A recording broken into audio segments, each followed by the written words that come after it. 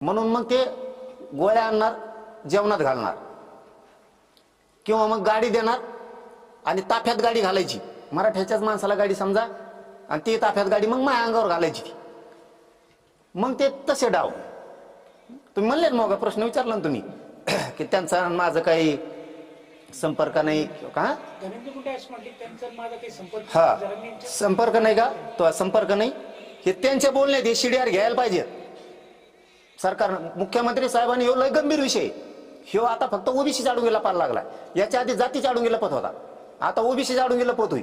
तुम्ही असं केलं, ओबीसी तमकं केलं म्हणून केलं. इथं ओबीसी समान नाही.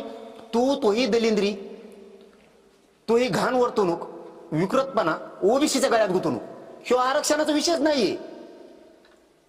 ते 4 दिवस लेट मिळेल मराठ्याला किंवा ओबीसीला मिळेल ती भागच नाहीये.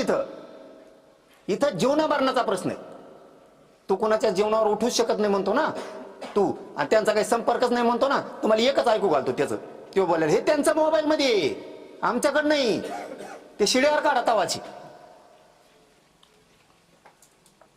त्या कार्यकर्त्याची झालटा फाट्यावरही भेट झाली नसल्याचं म्हटलं नाही.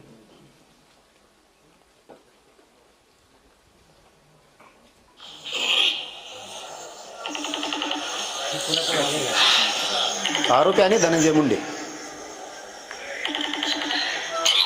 साहेब आले परळीला?